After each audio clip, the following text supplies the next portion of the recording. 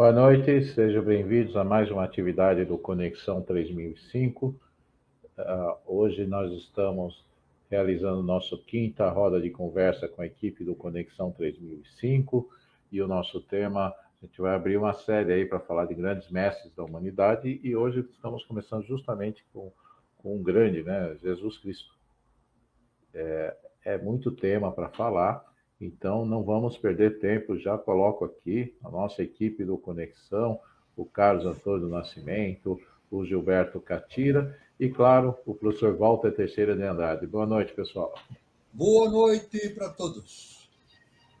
Boa noite, professor Walter, Gilberto e Edu. Hoje o tema é vasto, né? Espero que a gente consiga concluir no tempo aí. Hoje o tema é bastante. É vasto, pessoal, então já deixo o convite aí para vocês se inscreverem no Conexão 3005, dê o seu like, comente aí no chat que vai ajudar a tornar mais dinâmica a nossa conversa e levar esse tema de grande conteúdo para cada vez mais pessoas. Então, fica a dica aí para vocês nos apoiarem e a gente apoia, é uma simbiose, uma coisa que vai e se retroalimenta, né? Um círculo virtuoso, né? Todos saem enriquecidos desse processo, né? Bom, gente, o que falar de Jesus Cristo? Olha, tem tanta coisa que é difícil até por onde começar, né?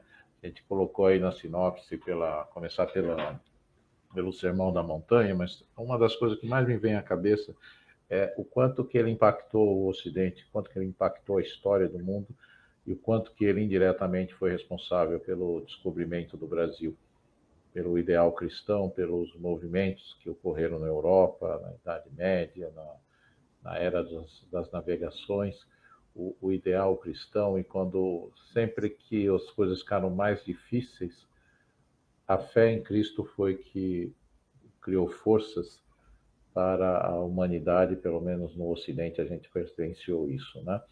Então, esse é o meu pensamento que me vem de Cristo, esse grande iniciado, esse ser filho de Deus que tanto nos confortou, se sacrificou em prol da humanidade e se um ser do alto estirpe como Jesus Cristo se sacrificou, o que isso significa para nós que somos beneficiados desse sacrifício, né?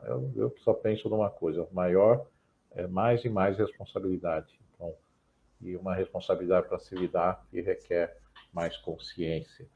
Mas não vamos chegar nas conclusões, vamos andando mais um pouco sobre a trajetória de Cristo, sobre as diferentes vertentes e fatos para falar sobre ele, né? E como eu já anunciei aqui, podemos já iniciar falando sobre o Sermão da Montanha, mas aí eu passo a palavra para os nossos colegas aqui, e a Dani Troncoso, a Dani mandou um beijo para todos os participantes e um abraço carinhoso a todos os participantes que estão acompanhando esta live. Então, senhores, quem quer começar aí? Bom, o Sermão da Montanha, ele traz, assim, lições, né? Jesus passa para a gente lições de moral e de ética, né? Então, o que ele queria passar para a gente é que a gente estava iniciando um novo ciclo, né? Como ele era judeus, né? Então ele concordava com os profetas, com as leis dos profetas, a lei de Moisés, ele concordava com tudo isso. Ele só veio tentar resgatar isso, né? Que todos seguissem o caminho da lei, o caminho de ser honesto, o caminho de ser justo, o caminho de ser honrado e o caminho e que esse caminho, né, levar através do amor, né? Ele vem com essa tônica do amor, né? Que esse caminho através do amor a gente conseguiria atingir o ápice da consciência e ter como prêmio, né, o reino de Deus. O Sermão da Montanha, a base dele é essa, né, uma lição de vida para a gente. E o professor Walter? E você, Gilberto, o que você tem a dizer sobre o Sermão da Montanha?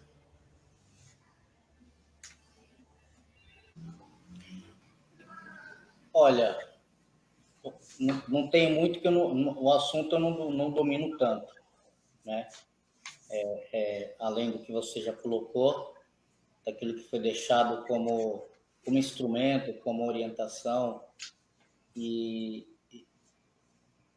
que eu acho que a gente não entendeu ainda, né? Acho que quem disser que entendeu alguma coisa, aí é que não entendeu nada mesmo, né? Então, eu acho que pouca gente, a gente tem que, aqueles que compreendem um pouquinho, né, são aqueles que de fato se dedicam, estudam, e seguem também, né? Também não adianta só estudar e não ter uma compreensão e seguir, né? Então, eu tento, à medida do possível, ter um mínimo de compreensão, estudar um pouquinho e, à medida do possível, seguir as orientações aí à medida do possível. E o interessante, Gilberto e Edu, né, que com toda essa lição que o Mestre Jesus passa, ele parece que ele determina a bem-aventurança como a verdadeira felicidade. Então, é como se tudo isso fosse o caminho da nossa felicidade na face da Terra para a gente atingir a iniciação e espiritualmente atingir o reino de Deus. Não é isso, professor? Exatamente. O Sermão da Montanha, realmente, eu sempre digo, olha, essa é a minha opinião, né? O Sermão da Montanha é o documento mais importante que a humanidade tem. Não é no sentido de número de páginas, de número de folhas que pode um livro conter, mas é pelo sentido, vamos dizer assim, sintético, né? O Sermão da Montanha é a síntese de tudo, é a base fundamental para o desenvolvimento do ser humano, né? Então, agora, é claro que por volta de 63 a.C., as tropas romanas apoderadas de Jerusalém, né? Houve uma influência dos romanos lá, né? Foi nesse clima de domínio romano que Jesus desenvolveu o seu ministério, né? Então, e agora Roma cumpriu o seu processo todo, que em 70 depois de Cristo, Roma aniquilou, destruiu Israel, né? Agora, dando uma síntese, né? Inicialmente, para depois entrar aqui no Sermão da Montanha rapidamente, né? Nasceu de Maria, né? Ele realmente, conforme o ensinamento aqui do professor Henrique de Souza, ele é avatar de Vishnu, do segundo trono, né? Então, por isso que na religião é ensinado que ele foi gerado pelo divino Espírito Santo, né? Isso tem uma base, segundo trono, avatar do segundo trono, né? Ele foi perseguido por Herodes, né? Que queria eliminar todas as crianças. Herodes sabia que ia ter um Messias, estava nas revelações, né? Então Herodes, naquela época, mandou matar todas as crianças recém-nascidas, justamente esperando que no meio dessas crianças estaria Jesus para ele eliminar. E Jesus, então, com Maria e seu marido foram para o Egito, né? Uma fuga para o Egito, e depois, na volta, Jesus foi batizado por João Batista, né? E o próprio João Batista achava que ele não deveria batizar Jesus, mas Jesus que devia batizar ele, mas aí houve uma revelação, né? Justamente a pomba do Espírito Santo, do lugar onde essa emanação veio, né? Para quem tinha ouvidos para ouvir essa mensagem, né? Esse é meu filho bem amado com quem me comprazo, né? Assim disse a pomba do Divino Espírito Santo, né? E aí houve o ministério de Jesus, etc., e, finalmente, a prisão, julgamento e crucificação. É claro que não houve julgamento, né? Que foi um falso julgamento. Na verdade, a tendência era, o projeto é eliminar Jesus daquele contexto, né? Agora, é claro que a missão de Jesus é cósmica, na face da Terra, a redenção espiritual de civilizações anteriores de Israel e a redenção também da casa de Israel. Isso é muito importante, da casa de Israel, que era remanescente de Atlântida, né? E ele tinha essa missão de dar uma nova visão a respeito da divindade. Não é verdade? E ele deu uma nova visão a respeito da divindade, né? Tanto que no Antigo Testamento, na Bíblia, era propalado o entendimento que era olho por dente, né? Olho por olho, dente por dente, né? E que as pessoas eram condenadas, etc., por Deus, etc. E Jesus deixou claro que Deus não condena. Deus não condena ninguém. Ele dá evidentemente, oportunidades para a redenção. Então, Jesus introduz, reaviva na crença das pessoas que Deus é o amor e perdão. Isso aí realmente é revolucionário. Deus perdoa sempre, né? E com isso, Jesus, e principalmente através do Sermão da Montanha, ele estabelece, olha só, estabelece as bases para uma nova civilização. Olha que importante. Estabelece as bases para uma nova civilização. O Sermão da Montanha era válido há 2000 anos, continua valendo e vai valer por toda a eternidade. Por toda a eternidade, o Sermão da Montanha. E ele, Jesus, veio dar um exemplo na sua existência como será o ser humano no futuro.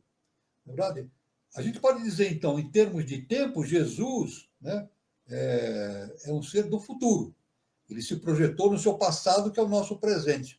Mas ele veio dar, evidentemente, tornar evidente como será o ser humano no futuro. E assim será o ser humano, inevitavelmente, né?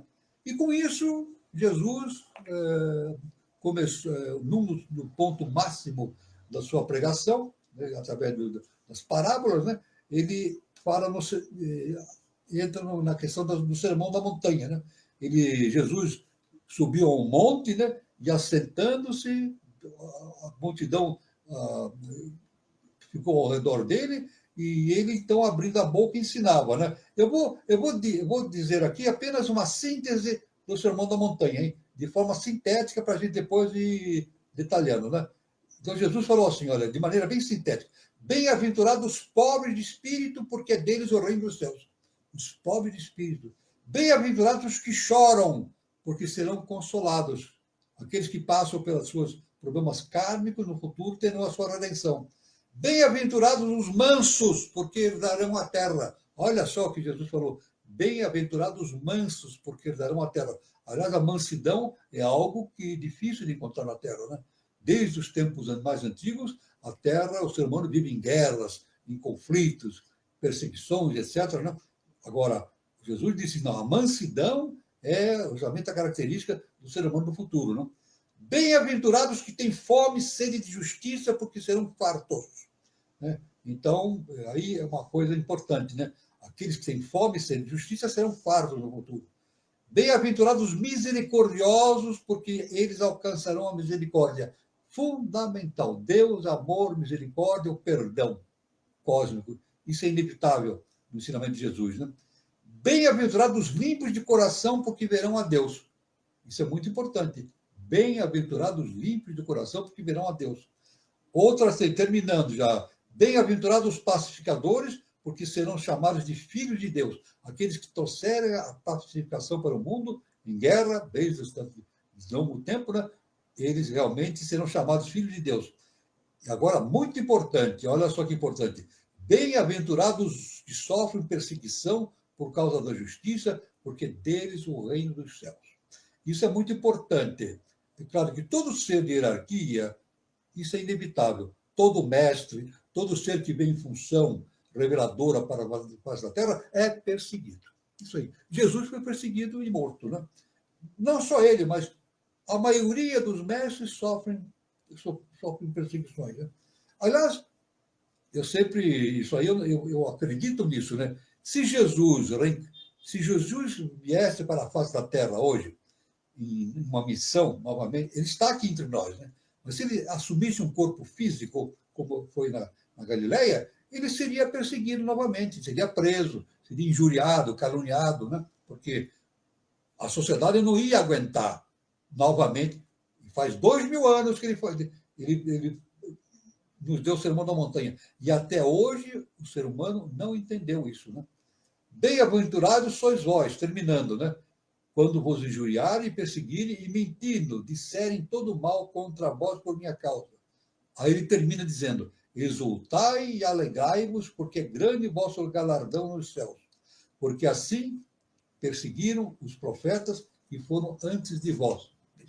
Então está essa questão do Sermão da Montanha, é algo extraordinário e é algo que nós devemos meditar e pôr em execução na nossa vida diária e expandir esse conhecimento para o resto da humanidade. Né? É claro que nós somos imperfeitos, né? Nós não somos perfeitos, somos seres humanos, cheios de limitações, de dúvidas, e temos as nossas fraquezas, os nossos erros, mas a partir desse conhecimento do Sermão da Montanha, é uma abertura enorme para a nossa redenção espiritual, como seres humanos individualmente e como seres, como a redenção, falando também a redenção de toda a humanidade como um todo. Né? Seria isso a primeira observação que eu faria, né? E para aqui no nosso encontro. Né? Da importância do Sermão da Montanha. Né?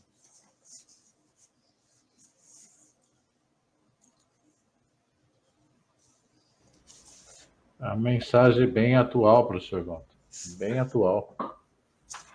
A mansidão, a tônica do amor destacada nesse sermão, válido até hoje. Ah, mas o mundo não deu certo, o mundo está com problemas inúmeros, mas vocês estão seguindo o Sermão da Montanha? Porque deveria seguir. Ah, mas isso foi lá de 2000 anos, 2 milênios. A mensagem não tem, já está obsoleta. Muito pelo contrário, como o professor Walter falou, é uma mensagem atualíssima. Então, eu vejo isso como um grande destaque. Você quer ser revolucionário, que seja pela tônica do amor. E a tônica do amor com responsabilidade é a revolução mais eficiente, né? É o que tende a prosperar no longo prazo, porque é o caminho certo, é o caminho que o mestre ensinou. Né? É tanto que, num determinado momento, com relação à mansidão, né? Mateus 19, de 13 a 14, né? Está escrito lá no Evangelho. Né? Trouxeram-lhe, então, alguns meninos para que sobre ele pusesse as mãos e orasse, mas os discípulos os repreendiam. Jesus, porém, disse: deixai os meninos e as crianças, e não os estorveis de vir a mim, porque dos tais é o reino dos céus.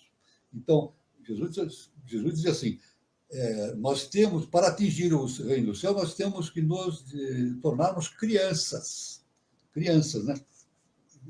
Ter justamente a pureza de uma criança, né? Então, isso é muito importante, esse ensinamento que Jesus nos trouxe, né?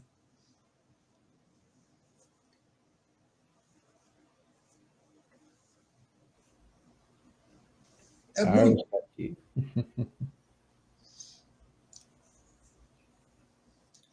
Então, É verdade, professor.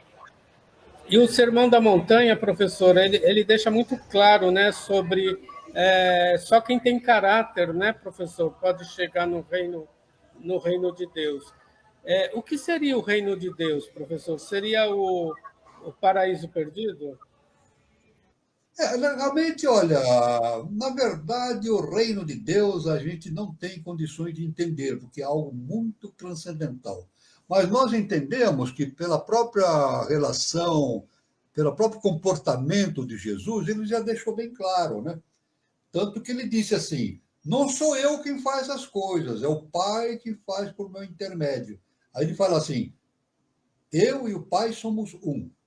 E ele falou também que a questão de nós todos é retornar à casa do Pai. Isso aí na teosofia, na eubiose, é explicado com a manifestação da mônada, né?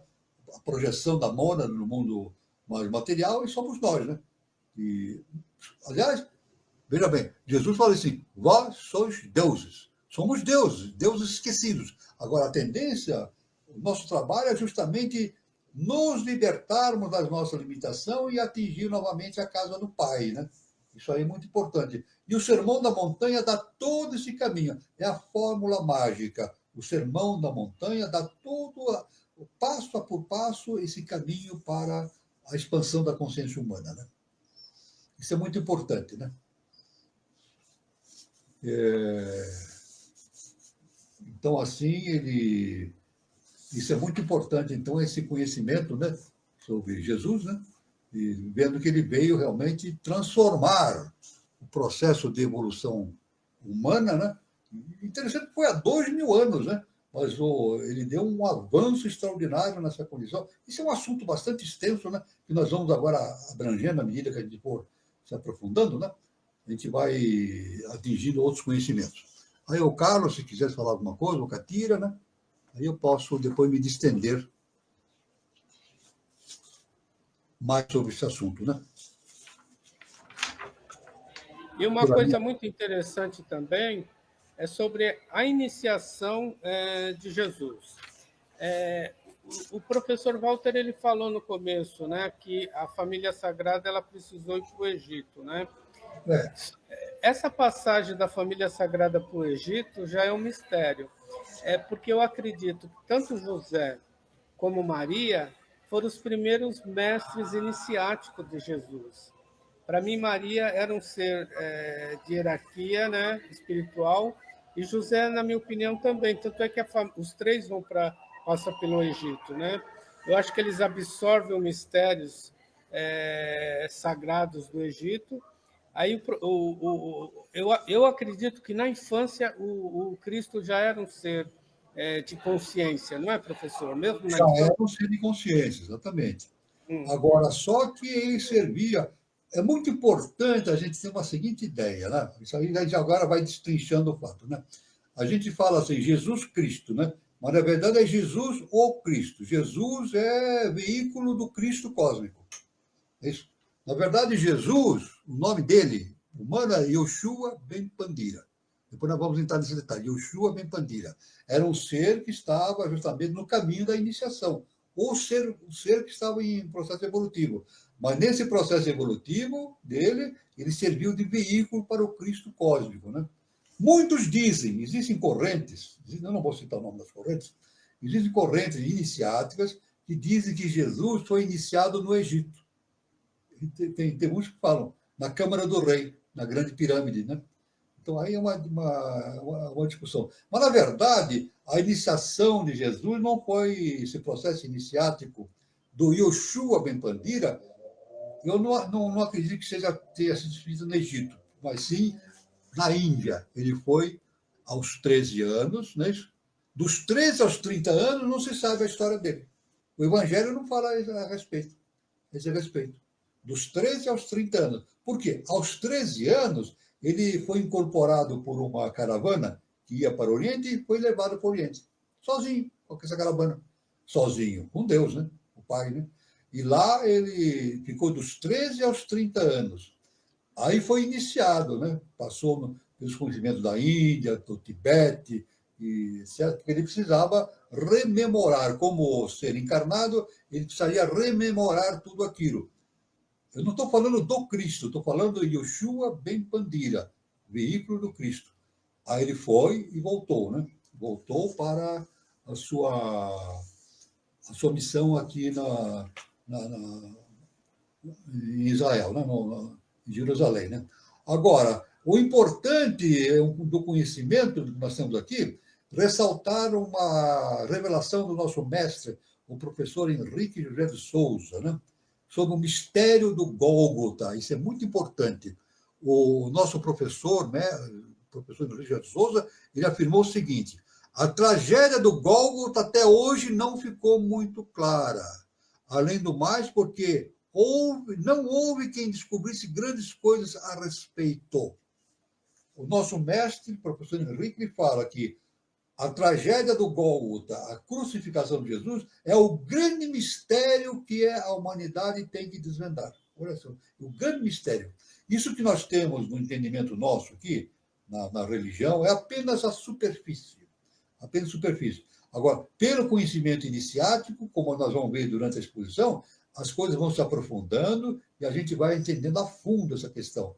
Na verdade, a tragédia do Gólgota não foi simplesmente a crucificação do Cristo, num ponto de vista iniciático, dando uma visão transcendental. Na verdade, a tragédia do Gólgota foi um acontecimento cósmico, porque Jesus estava na cruz pregado, mas as hierarquias estavam todas presentes ali, todas presentes. Né? Estava tudo, a hierarquia, inclusive o Cristo cósmico estava presente, né? Ali. Ele não estava sozinho, né? Não estava sozinho, né? Então, o empregaram na cruz, não é isso? Passou por aquela provação toda, né? Mas o mais importante foram duas situações importantíssimas que se deu antes do seu suposto falecimento. Porque nós vamos ver já que ele não morreu na cruz. E Jesus não morreu na cruz de acordo com o conhecimento iniciático, né? Mas algo importantíssimo que aconteceu, que está no Evangelho, Jesus, nos ditos últimos momentos, ele orou ao Pai e disse: Pai, com relação à humanidade, com relação àqueles que o crucificaram, Pai, perdoai-os, porque eles não sabem o que fazem.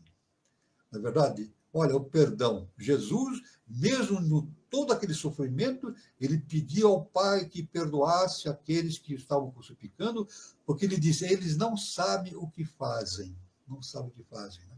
Aí, no final, também, uma outra grande comportamento de Jesus foi com relação a Maria. Maria estava ao pé da cruz. Maria estava ao pé da cruz, juntamente com o João Evangelista. João Evangelista tinha uns 16 anos, era bem menino, né? E estava junto com Maria. Aí, então, Jesus falou-se, antes dele supostamente morrer, porque ele não morreu na cruz, ele disse, está no Evangelho, ele disse assim, olhou para o menino e disse assim: menino, homem, eis a tua mãe. E para a mulher ele diz: mulher, eis o teu filho. Ele deixou Maria aos cuidados de João. Foi João quem ele tratou de deixar Maria aos cuidados de João. Então, veja bem, Jesus demonstrou até o último instante a grandeza dele como filho. Olha só, filho de Maria. Ele era filho de Maria, né? Então, até o último momento, ele honrou com dignidade a sua mãe, que era justamente projeção da mãe divina, né? Alamirá, Vishnu, né? Então, a verdade é que todos esses acontecimentos com Jesus é uma coisa extraordinária, né? Então, é o grande mistério, né? É o grande mistério. Tudo bem?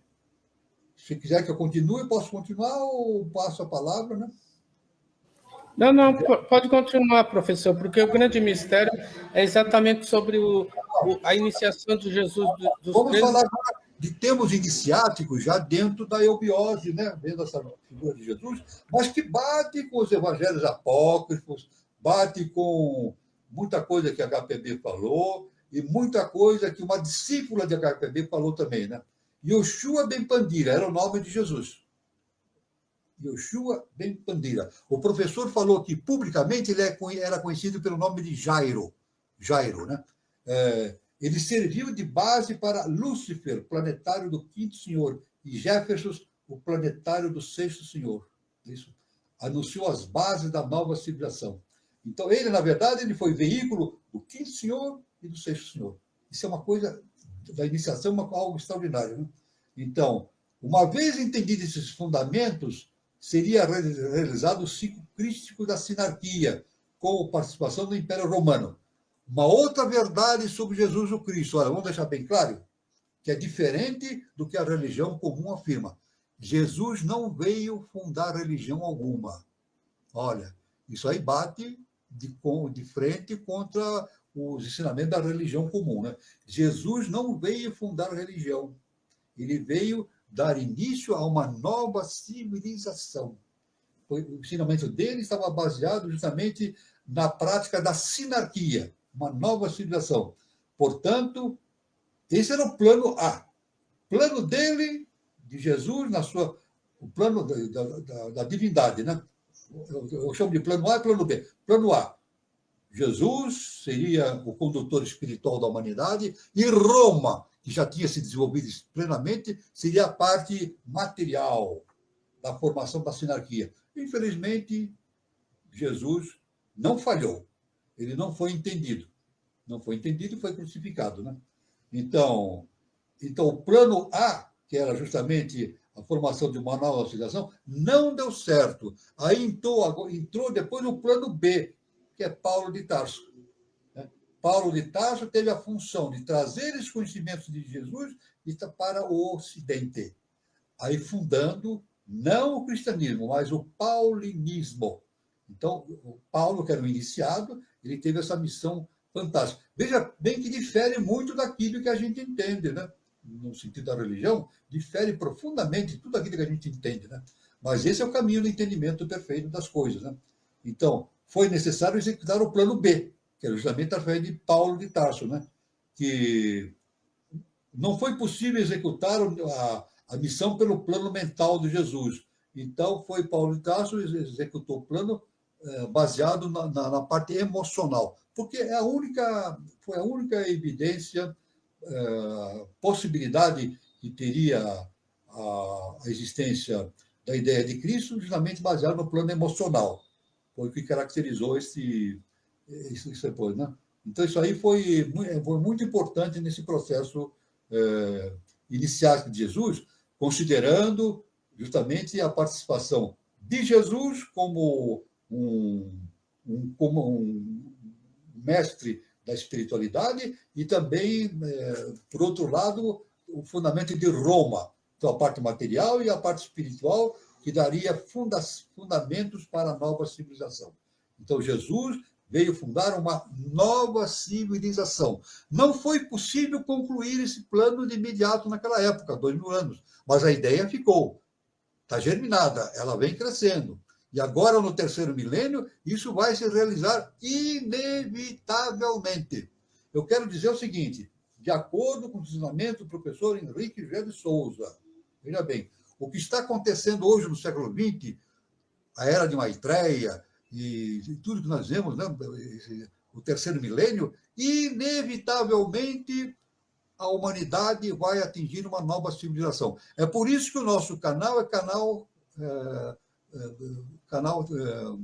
Conexão 3005, porque o nosso mestre diz que essa nova civilização será realizada, vai ser iniciada justamente no ano 3005. Olha só, então, uma coisa extraordinária que Jesus deixou para esse processo de expansão, né? E no conhecimento iniciático, Jesus é o quinto Bodhisattva. Quinto Bodhisattva. Em 1949, quem é da UBOL sabe, nasceram mais dois Bodhisattvas, ou Budas, se quiserem falar, né? Que foi a Pavana Mera e Mitradeva. 5, 6, 7. Isso dando possibilidade para quê? Para a manifestação de Maitreya. Veja bem, olha que importante. Tudo isso estruturando e procurando estruturar a consciência humana para a manifestação de Maitreya. Tanto que o mestre, o professor Henrique José de Souza, diz que o Brasil é a pátria do Avatara Maitreya.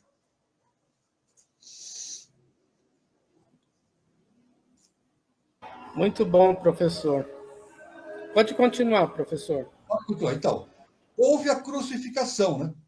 Agora, o interessante é que, nesse processo de crucificação, entra justamente o traidor, né? Judas. Uma outra coisa também que a ciência iniciática revela e que a religião não entende. Judas não traiu Jesus o Cristo. Veja o mistério do Gólgota. Judas não traiu Jesus o Cristo. Até recentemente, sábado de Aleluia, fazia-se o costume no Brasil, não sei se faz ainda, malhação de Judas. Né? Isso aí faz parte da ignorância humana, porque Judas não traiu Jesus. Isso. Tanto que na última ceia, Jesus, um dos discípulos, perguntou para Jesus, na última ceia, né? Mestre, o senhor disse que um de nós vai trair o senhor. Quem é? Quem vai trair? Aí, então, ele pegou o pão, molhou no vinho e entregou para Judas. E Jesus falou o seguinte, vai e faz o que você tem que fazer imediatamente. Fazia parte da lei isso. Judas fez o trabalho de lei, ele não foi traidor. Aliás, Judas foi um dos grandes discípulos de Jesus. Outra coisa iniciática, os grandes discípulos de Jesus, Judas e Maria Madalena. Veja, os dois maiores discípulos de Jesus, Judas e Maria Madalena. Agora, no Evangelho diz o seguinte, que naquele momento que Judas recebeu o pão e Jesus disse que ele deveria o trair, é isso? Jesus podia falar, não faça isso, né? Mas Jesus falou, não. Jesus disse assim, vai e faz o que você tem que fazer imediatamente. Aí no Evangelho diz que o Satanás entrou, tomou conta de Judas. Isso no Evangelho. Satanás tomou conta de Judas. Na verdade, não é Satanás. Agora vamos ver, não foi Lúcifer. Lúcifer, que é a projeção do quinto senhor. Judas não teria força suficiente para atrair Jesus. Ele não tinha força para isso. Ele amava demais Jesus. Então, Lúcifer incorporou-se em Judas e levou Judas ao Sinédrio, e lá ele fez toda a entrega de Jesus. Aí vieram essas forças militares e aprisionaram Jesus.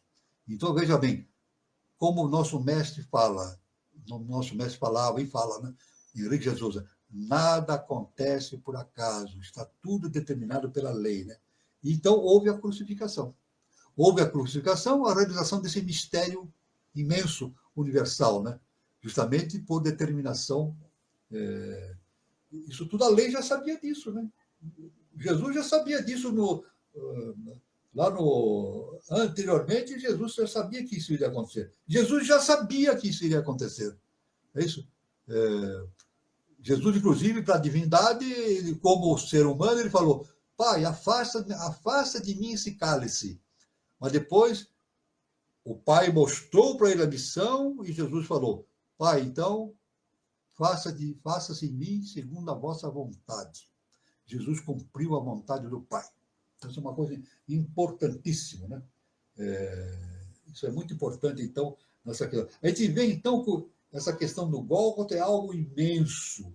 E pela ciência iniciática, quem vier para a eubiose, estou convidando já, quem quiser vir para a eubiose, vai entrar nesses conhecimentos dados pelo nosso mestre.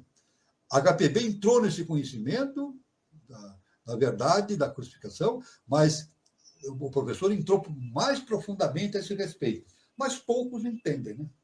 Somente uma pessoa que já avançada no grau de espiritualização, pode ter esse entendimento mais avançado, né? Então, houve a crucificação. Houve a crucificação, né? Os nomes de Jesus, tem vários nomes, né? Em Agartha é chamado de Catalbei, que significa caminho da lei. Em Duarte, ele chama-se Krivatsa, o homem das dores, ou peito chagado. Na terra, ele chamou-se Yoshua Ben Pandira. Ben Pandira. Ben significa filho, Pandira, homem. Então, Jesus, filho do homem, porque Jesus era descendente da casa de Davi. Jesus descendente de Davi. E o povo o chamava de Jairo. Jairo. Isso. Tudo bem? Isso é mais informações, né? A gente pode ir continuando mais, né? Para chegar a essa parte. Tudo bem? Se quiserem fazer alguma observação. Eu quero, professor. Pois não. Tem algumas correntes sobre sim, tem a corrente religiosa, esotérica, histórica, né? Então, uns falam que Jesus nasceu, né, numa família muito simples, muito humilde, e aí ninguém sabe explicar muito bem como que se desenvolveu, e outros dizem que não, que na verdade, naquela época seria impossível, né, uma pessoa que ele falava vários idiomas, que de fato ele era de uma família que tinha posses, tinha condições, foi estudar no exterior, né? Estudar no exterior, que assim, ele saiu de onde ele estava e aí foi para o Egito, ou a Índia, né? Aí tem essa variação, mas é como se como aquela criança, né? Adolescente do interior, né? Ou do Brasil que vai para outro país fazer intercâmbio, sei lá, uma coisa assim. E é muito caro, né? Já era caro naquela época, né? Onde ele fez os estudos aí, as iniciações e tal, enfim. Então tem essas histórias, e aí tá aí o não registro, né, desse período, né, que ele esteve fora, digamos assim, né.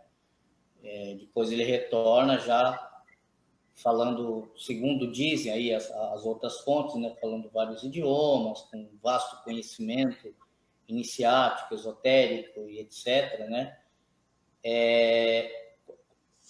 Quais dessas correntes, sem a pretensão aqui de estabelecer uma verdade absoluta, né, mas assim, quais dessas correntes que a gente consegue ter uma identificação melhor, ou aquela que faz mais sentido, assim, o senhor acha que...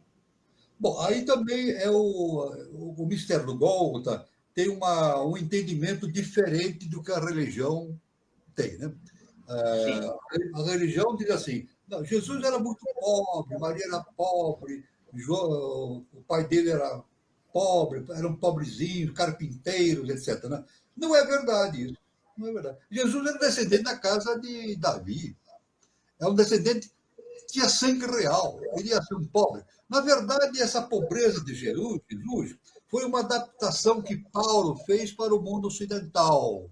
Carpinteiro naquela época era uma profissão nobre, né, professor? Ah, pois é, isso que eu ia falar. Carpinteiro é uma profissão de enorme. Porque o carpinteiro tinha que ter um conhecimento iniciático muito grande, porque ele fazia as peças para os templos, para a casa dos reis, etc., né? Não era um cara. Hoje a gente pode imaginar o carpinteiro pobrezinho. Não, mas não era assim, não. O pai de Jesus era carpinteiro, mas no sentido iniciático ele tinha esse conhecimento de produzir peças de enorme importância religiosa e iniciática para os templos, para as casas reais, etc. Era uma profissão de enorme hierarquia, né? Então, essa é uma diferença também dada com a religião. É claro que Paulo de Tarso, ele teve que acomodar a figura de Jesus ao emocional do mundo ocidental. Então, o que ele fez? Ele era pobrezinho, nasceu, vivia numa estrebaria, com boi, na verdade todo, né? Então, cria aquela imagem de pobrezinho. Não, isso não corresponde à realidade. Isso foi uma realidade trazida por Paulo de Tarso, uma versão de Paulo de Tarso para captar a simpatia do povo.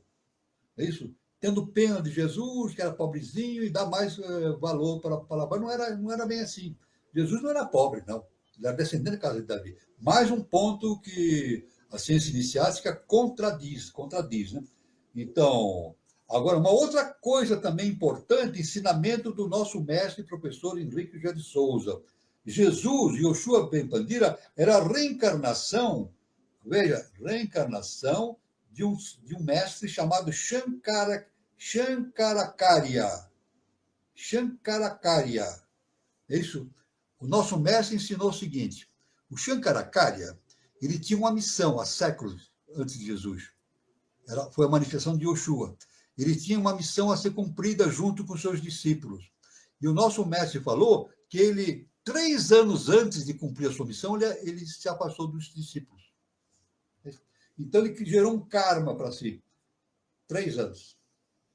Essa é a explicação que o nosso mestre dá, justamente a redenção kármica, não do Cristo. O Cristo não tem karma, mas do Yoshua Ben Pandira, do homem Jesus, realizando a sua transformação kármica durante 3 anos, dos 30 aos 33 anos. Veja, é totalmente diferente daquilo que a religião afirma. Por isso que o nosso mestre fala que é um mistério do Gólgota, né? É um mistério do Gólgota. Então, isso é mais um fato que tem que ser analisado diante da ciência iniciática, né? Não confundir Jesus, o Yoshua Ben Pandira, com o Cristo. Jesus, ele era a reencarnação de Shankaracharya, tinha um karma a ser cumprido, ele se iluminou, ele fez a sua iluminação, como o Judas fez, como o Buda fez, né? Mas ele fez todo esse processo por ação da lei universal, né? Era a função dele, né? Ele também fez o seu processo. Mas tudo evolui no universo, né? Tudo evolui no universo. Hoje, Jesus existe em outros planos. não é isso? Em outras correntes religiosas, ele é um anjo, é um ser angelical, né? Mas ele está parado? Não, ele está evoluindo, né? Tudo evolui. Jesus continua evoluindo hoje no seu plano, e todos continuam evoluindo, só que ele é um ser do futuro, né? Então, agora, uma outra coisa também importante, que é diferente do que está no Evangelho, que foi produzido pelas ideias de Paulo, veja bem, aqueles que os 4 evangelistas que a Igreja Católica escolheu como base para a sua doutrina, esses 4 evangelistas escreveram aquilo tudo através das ideias de Paulo. Foi Paulo que passou para ele essas ideias. Não escreveram de imediato, não. Paulo já tinha falecido. É isso? O Evangelho saiu 60 anos depois de Jesus. O Evangelho foi escrito 60 anos depois de Jesus. Veja bem, demorou muito tempo para ser escrito. Mas baseado nas ideias de Paulo de Tarso. Veja bem, Paulo de Tarso, então, é por isso que é dito que nós não temos o cristianismo no Ocidente, nós temos o paulinismo, né? Então, uma outra coisa também que colide com o Evangelho e a Constituição, né? Olha, Jesus não morreu na cruz. Pronto, aí está.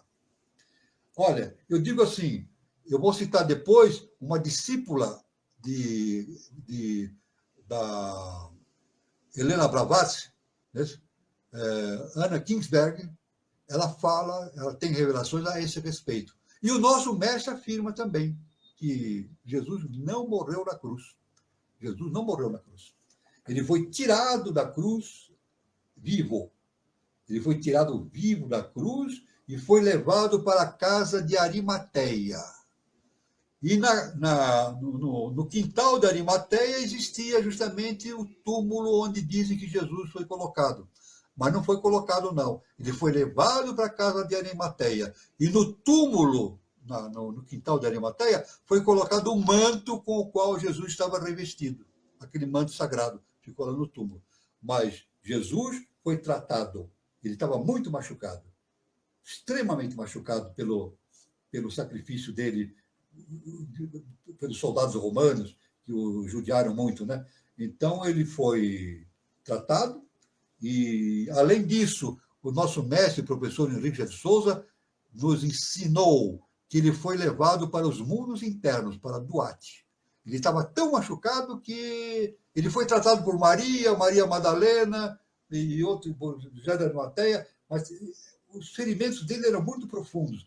E o nosso mestre disse que ele foi levado para Duarte, e lá curaram as chagas dele. Curaram as chagas e ele foi para o Oriente. E morreu com idade avançada no Oriente.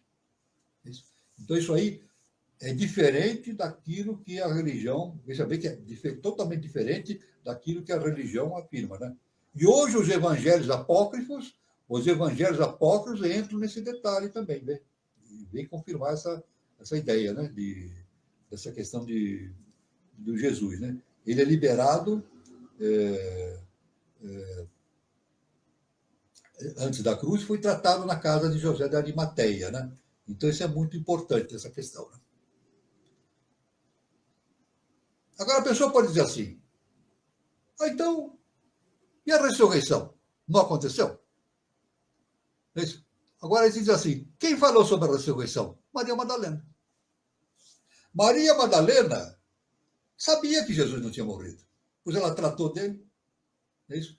Agora, ela não podia falar isso para os outros. Ela, nem para os discípulos, os outros discípulos, ela contou isso. Ela admitiu publicamente que Jesus tinha morrido e tinha ocorrido a ressurreição. Mas a ressurreição surgiu da cabeça de Maria Madalena, olha só. A ressurreição surgiu da cabeça de Maria Madalena. Isso, na verdade, Jesus não morreu na cruz. Ele foi levado para o Oriente, ele foi para o Oriente com a sua mãe, Maria morreu na viagem, no caminho, né? E Jesus faleceu bem velho. Até hoje existe o túmulo de Jesus no Oriente, né? Os estudiosos descobriram o túmulo dele no Oriente, né? Então, isso é muito importante, então, essa questão. A gente vê que, veja, o entendimento da crucificação é profundamente diferente daquilo que a religião ensina, né? Profundamente diferente, né? Então, isso é muito importante, né?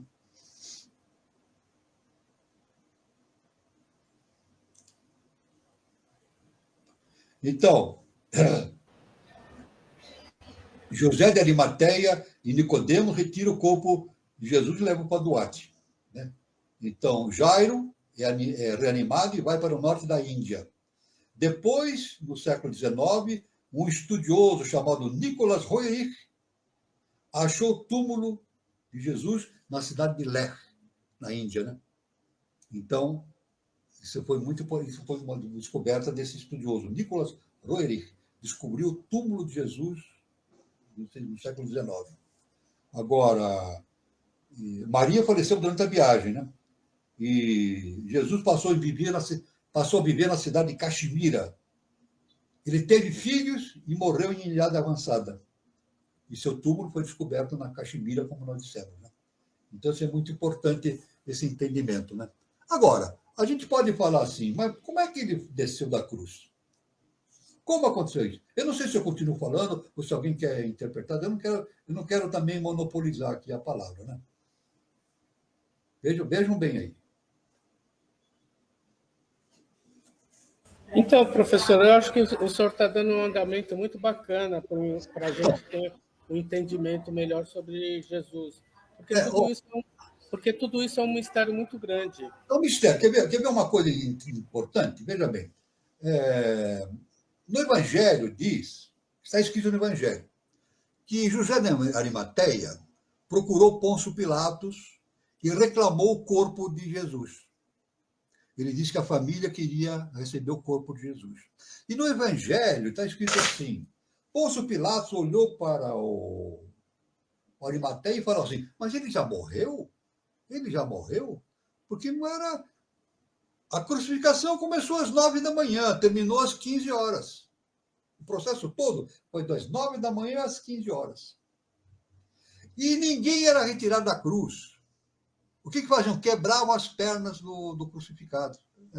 A crucificação não era um costume judaico, era um costume romano. Eles quebravam as pernas do crucificado, o corpo caía, aí por uma questão de asfixia, o indivíduo morria. E o crucificado não era retirado da cruz, deixava lá dias e meses. Os pássaros vinham e se alimentavam do corpo do falecido. Não era retirado da cruz. Mas Jesus foi retirado da cruz. Agora, pelo entendimento que nós temos de toda a situação, o Arimateia era amigo do Pôncio Pilatos. Eles eram muito amigos. Apesar de Pôncio Pilatos ser um cônsul romano, e a Arimateia da casa de Israel, da casa de Israel, eles eram muito amigos, muito confidentes. Arimateia era um ser de elevada estrutura espiritual, né? Então, o Pôncio Pilatos, evidentemente, sabia que Jesus não estava morto. É isso? Então, a gente pode entender, veja bem o sentido do entendimento da crucificação. O Pôncio Pilatos liberou o corpo de Jesus. Outro engano também, que a religião afirma que Jesus foi morto e crucificado por Pôncio Pilatos. Mentira! Jesus foi crucificado e morto por Pôncio Pilatos? Não. Não. Pôncio Pilatos não queria crucificar Jesus. Vamos deixar bem claro? Pôncio Pilatos, isso pela história, pela ciência iniciática. Pôncio Pilatos sugeriu à casa de Israel o quê? Chicotear Jesus durante um certo tempo e liberar. Não matar. Chicotear e liberar. A casa de Israel não aceitou. Queriam a morte de Jesus. Então, Pôncio Pilatos, para não entrar em conflito com o imperador romano não queria confusão em Jerusalém. Então, ele concordou. Mas é claro que a gente chega à seguinte conclusão. Pilatos chegou para Arimateia e falou o seguinte: olha, você leva Jesus para sua casa, mas Jesus não pode mais aparecer. Ele tem que sair daqui. Senão eu estou frito, estou ferrado. Em linguagem simples, né? Se Jesus aparecer novamente, eles vão saber que eu liberei Jesus. Então, nessa condição, se leva Jesus, mas Jesus tem que ir embora daqui. E Jesus foi para o Oriente, sumiu. Não é verdade? Porque se soubesse que Jesus estava vivo, eles iam atrás dele novamente para crucificar e Pilatos ia ser condenado pelo imperador romano, né? Por ter facilitado, né? Pilatos não crucificou Jesus. Tanto que Pilatos lavou as mãos. Pilatos, então, está no Evangelho, né? Ele disse que ele não queria o sangue de um justo nas mãos dele. Olha só que interessante. A religião não fala isso, né?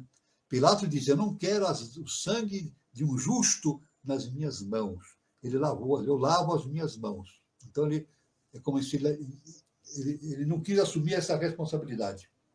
Devo dizer que a esposa de Pilatos era cristã. A esposa de Pilatos era cristã. A religião não fala isso. Ela era cristã. E a esposa de Pilatos buzinava na cabeça dele, né? Nas horas vagas, né? Então, tudo isso faz parte do plano que foi revestido essa questão, né? Então, ninguém ficou sabendo que Jesus desceu vivo da cruz. Somente, nem os soldados, viu? Claro. O Pôncio Pilatos chamou um grupo de soldados e falou assim: olha, vocês tiram Jesus da cruz, ele está vivo, leve para a casa da Arimateia, mas você fique de bico calado, não falem nada. Porque se vocês falarem, vocês vão se ver comigo. É claro que os soldados sabiam que Jesus não estava morto. Eles sabiam. Eles tiraram Jesus, estava respirando, tudo, né? Ele estava vivo. Então, só que em vez de levar para o túmulo dele, que a religião diz que ele foi levado, levaram para a casa da Arimateia. Mas com essa condição. Pilatos exigiu essa condição. Jesus sai, vai para a casa da Arimateia, é tratado, mas ele tem que sair daqui, senão quem vai se dar mal sou eu. Então a Arimateia cumpriu rigorosamente esse plano. E Maria Madalena sabia de tudo isso. Maria Madalena sabia de tudo isso. E ela não contou nada para os discípulos. Não contou nada, nem para ninguém.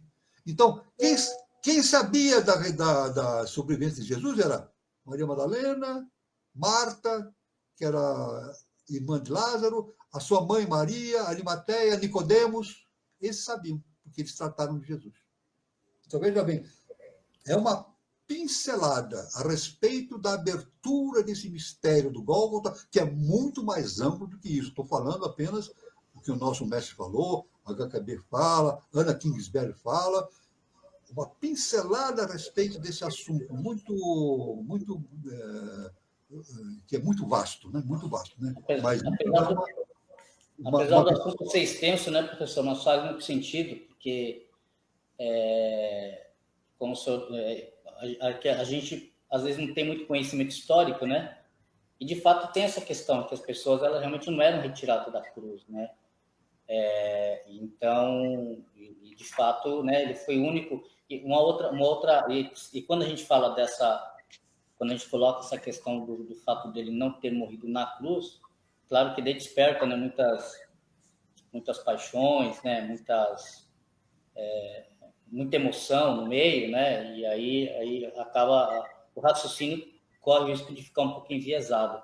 Mas um outro detalhe também que a gente acaba assim não levando em conta, ignorando ou por desconhecimento, é que a gente aprende, na verdade, né, que a crucificação ela foi uma coisa feita exclusiva para Jesus, né? Enquanto que, na verdade, a morte através de crucificação naquela época era um castigo dado a traidores, né? Era um castigo muito ruim, era um castigo muito perverso que os traidores, né, recebiam. Então não foi uma coisa feita exclusivamente para ele. E no dia da morte dele, além dele, várias outras pessoas, né, também morreram. Tanto que na morte de João Batista, depois, né, ele pediu para ser morto de cabeça para baixo, né, com o argumento de que ele não era digno, né, de ser crucificado se comparado a Jesus, né? Então ele pediu para ser morto de cabeça para baixo porque ele disse que ele não era digno de se comparar com Pedro. Pedro, né? Isso. Pedro. Então levando em conta essas questões, né? Então, ou seja, várias pessoas eram mortas em cruz, né? Aquelas que eram consideradas traidores, né? Eles eram mortos e ficavam lá na cruz até, né, apodrecer, né? Assim, não eram enterradas, e no caso ficavam lá para sumir. No caso de Jesus, teve esse fato de que ele foi realmente tirado de lá. Então, se a gente considerar e emendar todas essas pontas, a gente consegue encontrar algum sentido Claro que tem toda a parte iniciática, espiritual, toda por trás disso, mas fazendo uma linha do tempo, numa parte mais assim, consciente, a gente consegue ligar os pontos, né? Tanto que nos Salmos, existe um salmo falando sobre a crucificação de Jesus. E lá está escrito assim: nenhum dos seus ossos será quebrado. Está no Salmo. E realmente, os dois ladrões, Jesus foi crucificado entre dois ladrões. Os dois ladrões tiveram as pernas quebradas e morreram na cruz. Jesus não. Então, o próprio Evangelho diz que nenhum dos seus ossos foi quebrado. Então, eles não quebraram as pernas de Jesus, porque ele foi retirado vivo da cruz. Agora, é claro que isso aí foi traduzido para o mundo romano por Paulo de Tarso. Paulo de Tarso encaixou essa história toda pelo lado emocional do Ocidente, pelo lado emocional. Né? Porque nem o pessoal que estudava a Bíblia, o pessoal que estudava a Bíblia, né? O Antigo Testamento, não entendeu Jesus, imagine no Ocidente se não entenderam. Não. Então, Paulo adaptou aquela imagem de que Jesus ao Ocidente. Isso. E foi tão perfeito. Paulo era o iniciado, o professor nos diz, né? O iniciado. E foi tão perfeita essa história que Paulo contou, através das suas cartas de revelação, né? E que o próprio Império Romano, que perseguia os cristãos, num determinado momento, tornou-se cristão. É isso. O Império Romano tornou-se cristão. Aí fez o contrário, começou a perseguir os não cristãos. Né? Então, é muito importante. Então, Paulo teve essa questão, né, de trazer uma outra coisa também a respeito de Jesus. Hein? Olha, vamos falar uma coisa seguinte. A história, não existe nenhum documento histórico, nenhum vestígio arqueológico, nada que demonstre a existência de Jesus. Alguém já leu isso? Não tem. Alguém já descobriu alguma coisa? Algo que dissesse que não, Jesus existiu, está escrito aqui, o nome de Jesus escrito em algum lugar? Não. A história de Jesus foi trazida para o Ocidente por Paulo de Tarso. Foi Paulo de Tarso que fez o prosseguimento do conhecimento de Jesus para o mundo pelo Ocidente. Então, se Paulo de Tarso não tivesse escrito as suas cartas, Jesus seria esquecido.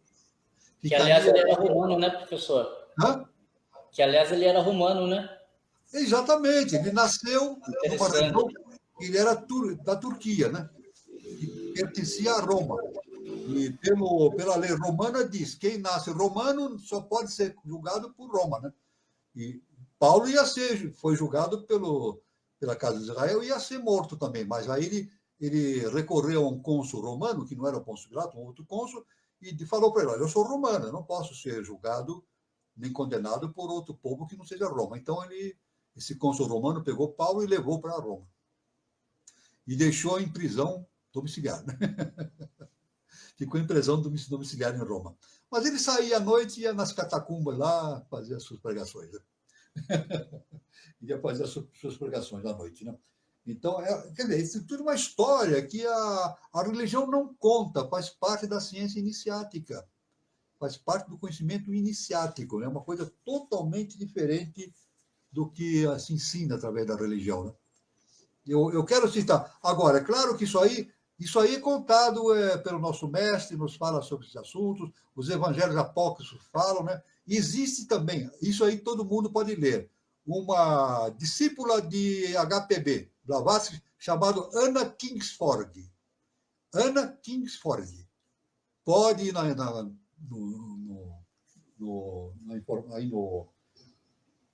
pesquisar na internet, vocês vão encontrar, existe um site dedicado a Anna Kingsford, ela escreveu muitos livros, mas ela escreveu um livro fundamental chamado Vestida com o Sol. E nesse livro, Vestida com o Sol, ela mostra visões que ela teve a respeito de Jesus. Ela tinha visões. E essas visões foram aprovadas por Blavatsky. Blavatsky concordou plenamente com Blavatsky afirmou que a Anna Kingsford é uma líder do pensamento espiritual e filosófico dotado dos mais excepcionais atributos psíquicos, assim falou HPB. Isso. Então ele no capítulo 33 da Vestida com o Sol, a Anna Kingsford escreveu assim: a descida da cruz me é mostrada. Ela viu isso. Jogaram. Os mestres trouxeram para ela essa visão. Vejo Jesus carregado por José de Arimateia para a sua casa. A casa está ligada ao sepulcro e Jesus é carregado para a casa, onde eles fazem algo para revivê-lo, pois ele estava desmaiado e não propriamente morto. As roupas foram colocadas na sepultura, mas não Jesus. Vejo claramente que ele não está morto. Isso Anna Kingsford viu isso aí, né? Não há lesão orgânica e a ferida cicatriza como uma ferida comum, sem produzir pulso e faz incessante limpeza com água. Então isso aí foi contado por Anna Kingsford. Vejam, mais um documento importante a respeito deste conhecimento da sobrevivência de Jesus com relação ao martírio na cruz.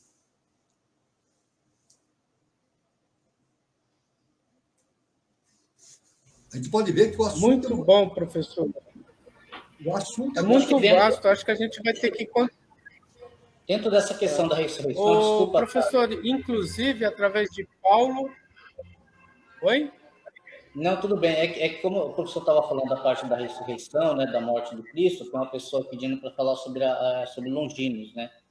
Eu acho que cabe dentro dessa... Longinos, ele lançou Jesus, mas não matou Jesus, apenas feriu. Desculpa, cara, te interromper. Isso é um mistério também. O nosso mestre fala sobre isso, mas é difícil de entender isso do Longinos. Né? Ele tinha essa missão dele, né, Longinos, né? É difícil de entender essa situação. Né? Agora, ele era um guarda, né? A pessoa pode perguntar assim, olha, uma pergunta que a pessoa pode dizer.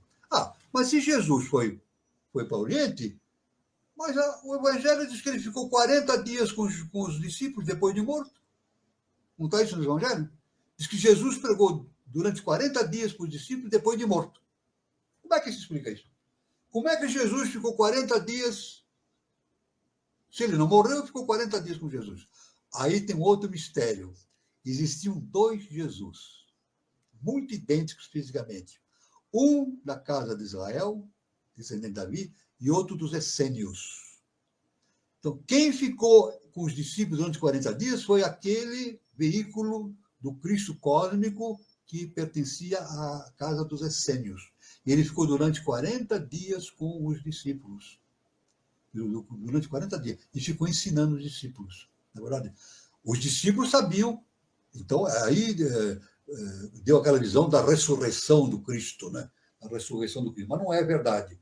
Na verdade, esses 40 dias foi ministrado os ensinamentos pelo Jesus dos essênios. Eram dois Jesus. Um Jesus era veículo específico do quinto Senhor, e o dos essênios era veículo específico do sexto Senhor. Então, aí já dentro da escola iniciática, a gente vai entendendo esse emaranhado de conhecimentos que Jesus, o nosso mestre, diz que é um mistério muito grande, né? Um mistério muito grande, né?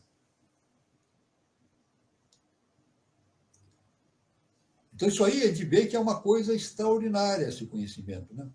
E Maria Madalena, então, teve esse papel importante, né? Aliás, também sobre Jesus, nos evangelhos apócrifos, olha só, isso aí estou falando dos evangelhos apócrifos. Os evangelhos apócrifos eram muitos. Até o ano 300 depois de Cristo, pregavam com os evangelhos apócrifos. Mas depois, com a Igreja Católica, os papas proibiram e começaram a perseguir aqueles que divulgaram os evangelhos apócrifos. E escolheu somente quatro volumes, né? Os 4 evangelistas, para fazer parte da estrutura da Igreja Católica. E os outros foram esquecidos. Mas esses evangelhos apócrifos foram enterrados lá na África, e depois, na década de 47, ano 1947, por aí, descobriram esses evangelhos, né? E os evangelhos afirmam, esses apócrifos, dizem que Maria Madalena casou-se com Jesus. Uniu-se a Jesus matrimonialmente com Jesus Cristo. Isso. Uniu-se matrimonialmente com Jesus Cristo. E geraram uma filha. Isso. Então, tudo isso não faz parte do Evangelho, mas faz parte dos Evangelhos apócrifos. E Maria Madalena começou a ser perseguida também em Jerusalém. Então, Pedro aconselhou Maria Madalena a fugir, sair de Jerusalém. E Maria Madalena saiu de Jerusalém e foi para o sul da França. Isso. Foi da França, onde lá tem uma corrente religiosa, uma corrente de conhecimento justamente dedicada a Maria Madalena. Né? Então, veja bem, aí a expansão do conhecimento. E junto de Maria Madalena foi também o outro discípulo de Jesus, né? Foi junto com ela também, agora escapou o nome dele. Fugiu de Jerusalém juntamente com Maria Madalena. Né? Então o assunto é muito vasto, né? Totalmente diferente do que aquilo que a gente entende dentro do Evangelho do Paulo de Tarso. Né? Não que Paulo de Tarso tenha forjado tudo isso, ele fez o que a lei determinou que ele fizesse. Ele fez exatamente o que a lei determinou. Muito bom, professor. A Maria Inês Fernandes coloca: Jesus foi o cordeiro imolado, agora não mais a cruz e o sudário. Como? Jesus, o cordeiro imolado. Jesus foi o cordeiro imolado, agora não mais a cruz e o sudário. Não, ele foi imolado porque fazia parte do processo dele evolutivo. Eu estou falando não do Cristo, do Yoshua Ben Pandira. Fazia parte do processo evolutivo dele. Ele tinha que passar por isso, para a sua iluminação. Ele foi um iluminado, né? E hoje, muito mais ainda, né? Hoje, de 2.000 anos, ele está mais acima ainda do processo de iluminação, né? Então, ele foi o cordeiro imolado, mas o significado dessa crucificação de Jesus vai muito mais além do que a própria figura de Yoshua Ben Pandira, né? Tem uma visão cósmica, ligada ao planeta Terra, ligada ao desenvolvimento espiritual do planeta Terra. Isso é muito importante, né?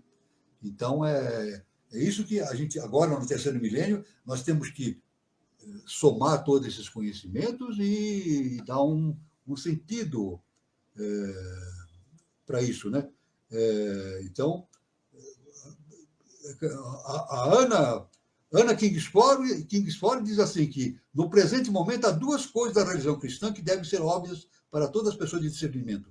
A primeira, que os homens não podem viver sem ela, e a segunda, que eles não podem viver com ela assim como ela está. Então, é claro que ela continua falando o seguinte: o cristianismo, então, foi introduzido no mundo como uma relação especial com as grandes religiões do Oriente e sob a mesma regência divina. E muito longe de ser concebido como um rival e suplantador do budismo, ela era a direta e necessária continuação desse sistema. Os dois são apenas parte de um todo contínuo e harmonioso, no qual a parte que veio por último é somente um indispensável e acréscimo da parte que veio anteriormente. Olha só, Kingsford fala o seguinte: da união espiritual na fé do Buda e do Cristo nascerá a redenção do mundo. Isso o nosso mestre fala também, que agora no terceiro milênio são dois pilares que vai sustentar o terceiro milênio, dois pilares fundamentais: o conhecimento iniciático de Buda e o conhecimento iniciático do Cristo. Não é o budismo e o cristianismo, não é a religião. É o conhecimento iniciático de Buda e o conhecimento iniciático de Cristo. Buda pela sabedoria. Buda espargindo a sabedoria e Jesus espargindo o amor. Amor e sabedoria como fundamento da nova civilização que surgirá e começará a aparecer no ano 3005, conforme indicou o nosso mestre, professor Henrique José de Souza. Isso é muito importante, essa essa visão que a gente tem, né? Veja que nada acontece por acaso, né? Buda veio preparar o caminho do Cristo, né? Ele deu um preparatório, né? Para o mundo, né? Não para o Cristo na cidade onde ele vivia, mas para o mundo, né? Foi o projeto inicial dessa expansão da consciência. Depois veio Jesus, uniu-se, deu a sua visão, e agora, no terceiro milênio, o pensamento de Buda e o conhecimento de Jesus serão os dois pilares que sustentarão justamente a nova civilização. E justamente o nosso mestre afirma, né? Jesus é o quinto Bodhisattva. Em 1949 nasceram mais 2 Bodhisattvas em São Lourenço, né? A Pavana Deva e Mitra Deva, constituindo 7 Bodhisattvas. 7 Bodhisattvas constituem um Buda. E justamente esse Buda terreno, formado por esse processo evolutivo, que dará suporte, será veículo para a gradual manifestação do Avatara Maitreya, cada vez com mais profundidade dentro da consciência humana. Então, veja bem que importante é esse processo que nós estamos passando agora no terceiro milênio, né? É a finalização, a concretização dos 2 trabalhos, de Buda e de Jesus o Cristo. Muito bom, professor. E através do trabalho de Paulo, né, Roma se torna cristã, difunde isso na Europa, e os grandes navegadores, né, Portugal e Espanha, trazem isso para a América. Exatamente. Olha como as coisas se encaixam, né? Começaram as cruzadas. As cruzadas, hoje a gente sabe que as cruzadas não foram feitas por uma finalidade espiritual, não foi, não. Tinha interesses econômicos, né? As cruzadas foram feitas pelos papas com interesses econômicos, expansão territorial, né? Mas, no início, existiram os cavaleiros cruzados, que serviram ao Papa justamente indo em direção do Oriente. Lá no Oriente, os cavaleiros cruzados foram alojados num templo maometano. E esse templo maometano foi construído em cima de onde existiu justamente o templo anterior dos judeus. E os templários, pesquisando os interiores, os fundamentos, os alicerces desse templo, descobriram conhecimentos importantíssimos. Aí, por isso que eles são chamados de cavaleiros templários. É isso? Cavaleiros que foram alojados naquele templo maometano e que depois descobriram essas verdades fundamentais nos alicerces do templo e constituiu, então, o conhecimento dos cavaleiros templários. Os templários preservaram esse conhecimento, não difundiram, preservaram os conhecimentos, e isso foi sendo trazido para o Ocidente. Até que, finalmente, esse trabalho dos templários se dividiu em 2 vertentes. Uma vertente que foi, depois, mais tarde, para a Inglaterra, né? Que deu fundamento econômico do Ocidente, né? Isso aí ninguém fala isso, né? Os cavaleiros templários deram fundamento econômico do Ocidente, né? Os bancos, isso aí tudo, né? E os cavaleiros templários, o conhecimento foi levado para Portugal. E lá foi mantido, né? Aí foi então que Dom Dinis, no ano 1200 e tanto, Dom Dinis, os templários começaram a ser perseguidos em todo o mundo e mortos pelo Papa e pelo rei da França, né?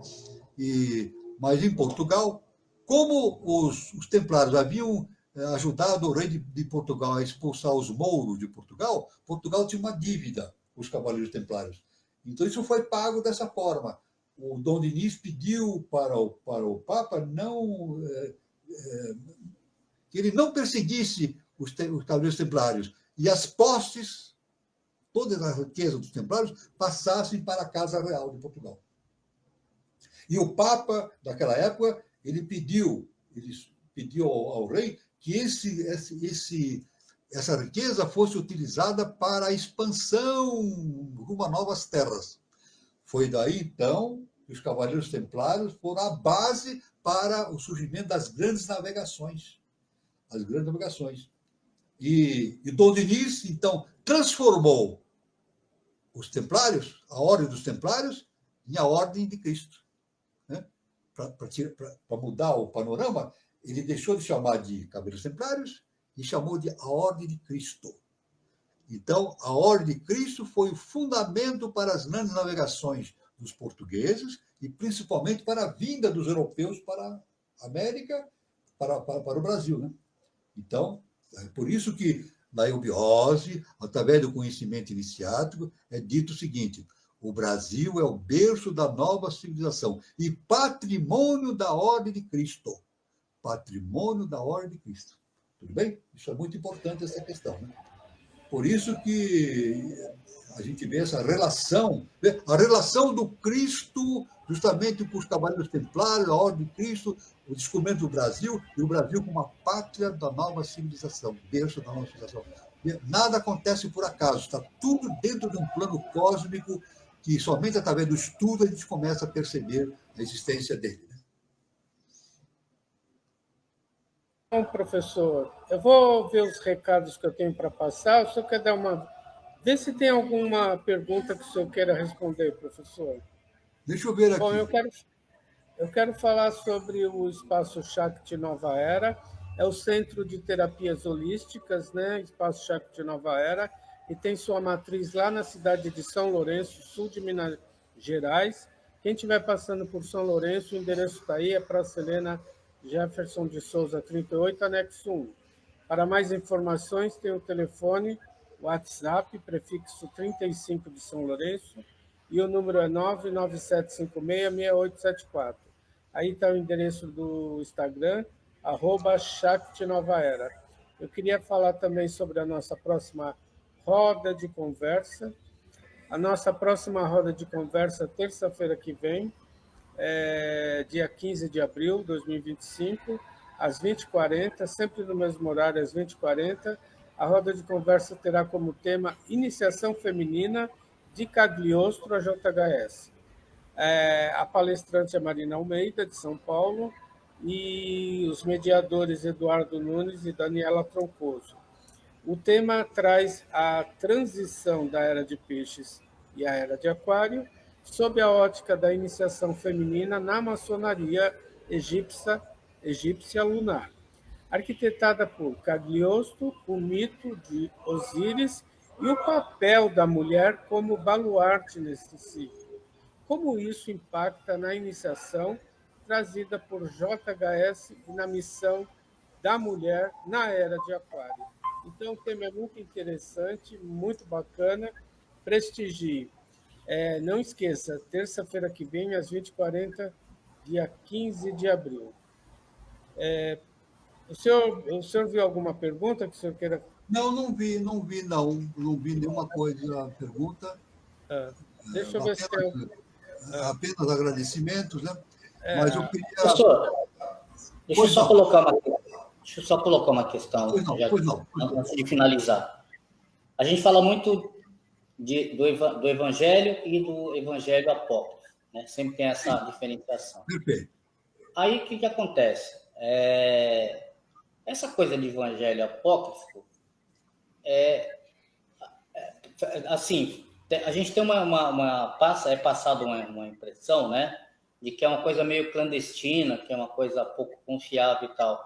Mas, assim, ele é apócrifo porque ele foi deixado de fora, e quando for organizado essas informações, escolheram o que ficava dentro e o que ficava fora, né, na verdade. Então, em se tratando de valor de informação, no fim das contas, não tem muita diferença, ou pelo menos a gente não tem como aferir, né, averiguar, mas ele só é chamado de apócrifo porque ele foi escolhido por alguém, né, por aquele pessoal na época, e falaram, isso aqui, né, ou pelo menos era algum tipo de informação que não interessava, digamos assim, né, mas ele traz tanta informação quanto os outros, né.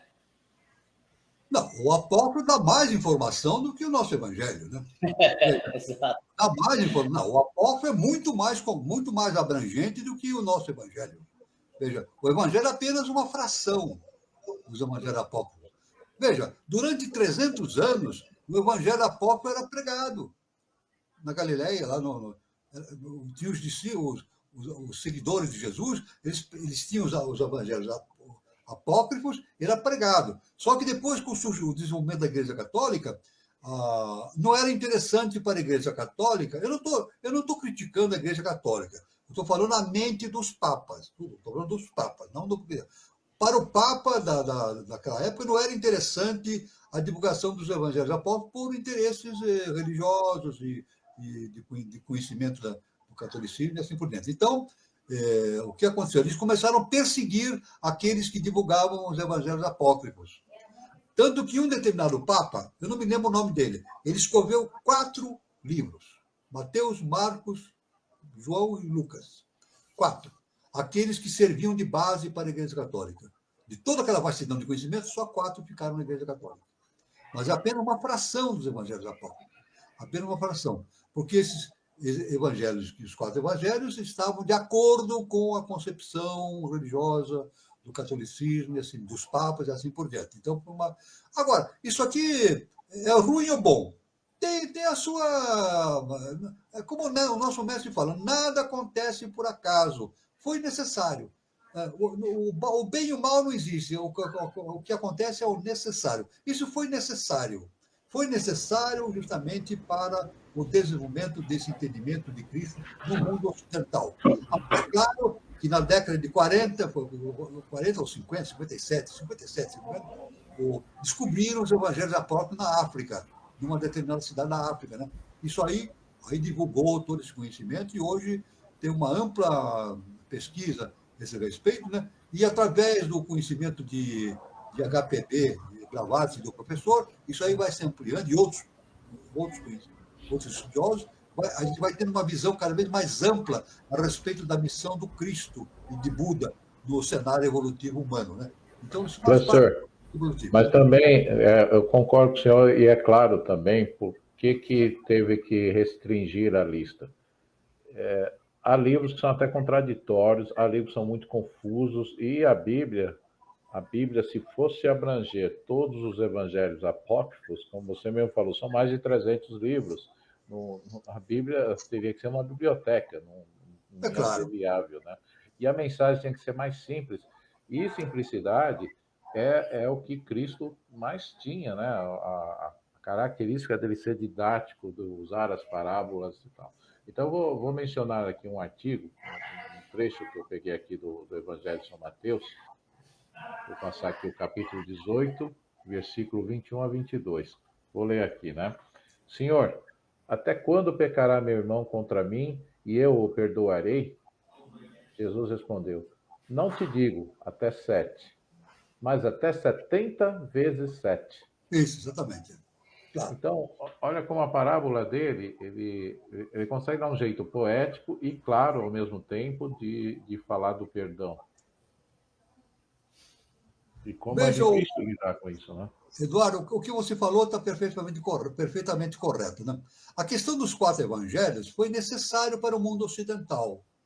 Mas isso aí não é uma coisa nova, é uma coisa faz parte do conhecimento iniciático. Né? Por exemplo, Jesus podia ter falado muitas coisas além da Bíblia. Jesus podia ter falado dos chakras, yoga dos chakras, e um monte de... fazer uma série de considerações sobre a Índia, sobre o Tibete, mas ele não fez. Ele se restringiu à Bíblia. Porque se eles não entenderam isso, imagine se fosse falar sobre outras coisas. Então, é o que o nosso mestre, professor Henrique de Souza, fala o seguinte, é a tônica do ciclo. Isso. Então, para o Ocidente, a tônica eram os 4 evangelhos. E a lei determinou que fosse assim, e os seres humanos seguiram esse... Foi positivo para o Ocidente isso, né? Para dar uma estruturação para a religião e assim por diante. Mas agora chega o momento de expandir esse conhecimento, através dos evangelhos apócrifos, através dos trabalhos de HPB, Blavatsky, através dos conhecimentos do professor Henrique de Souza e outras linhas de conhecimento importantes, né, que a gente podia mencionar aqui, mas não é o momento devido, né? Então, isso tudo é o necessário para o desenvolvimento de uma nova civilização. Isso tudo está relacionado com o desenvolvimento de uma nova civilização. Agora, eu queria falar o seguinte, só para concluir isso que nós estamos dizendo, né? Nós vemos a evolução das raças humanas, né?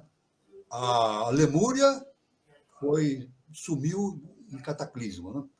A Atlântida surgiu em cataclismo. Isso mudou toda a história. Então, a gente pode pensar assim, nós estamos na quinta raça mãe, ariana. Então, a gente pode dizer assim, então nós podemos sumir também no mapa? Não, não. Eu quero dizer o seguinte, que o ano 3005, a formação da nova civilização é irreversível. Por que irreversível? Porque no contexto disso está a passagem do planeta Terra para um novo plano vibratório. Isso é muito importante. A Terra está deixando a terceira e quarta dimensão e desenvolvendo a quinta dimensão. Isso é o futuro.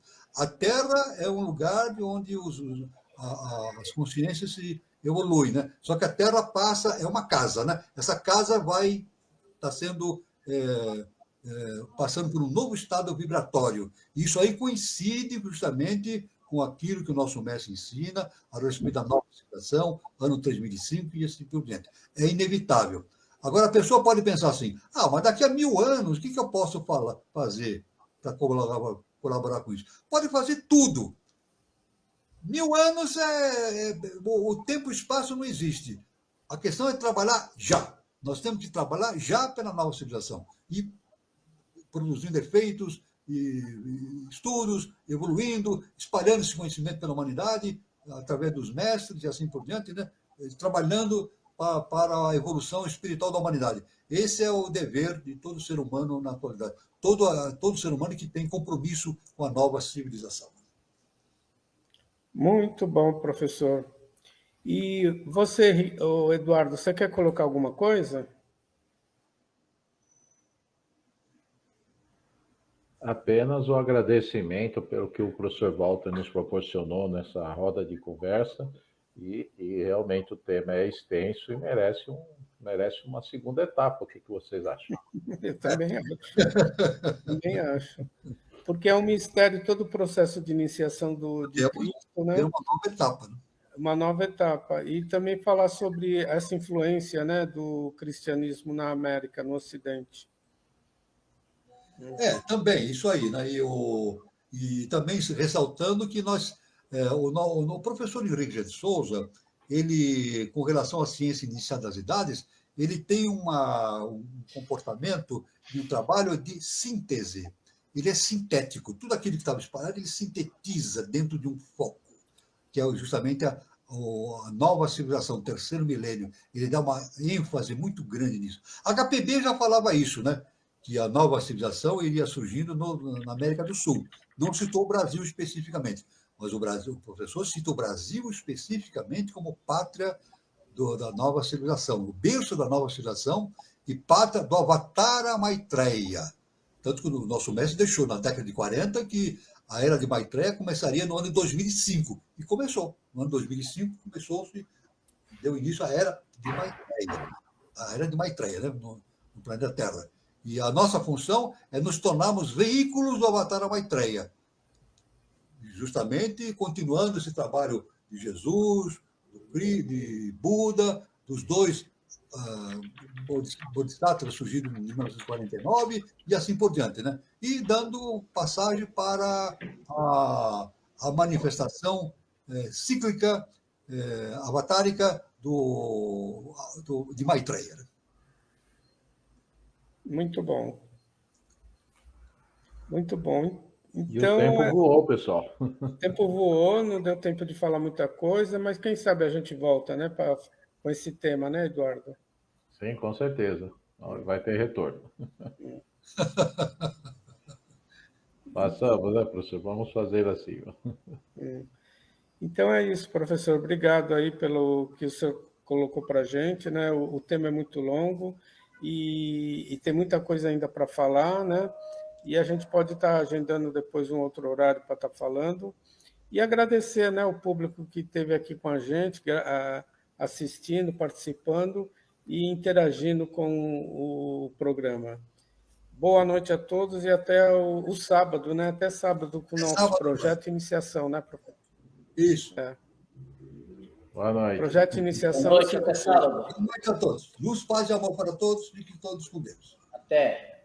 Até. Até. Boa noite.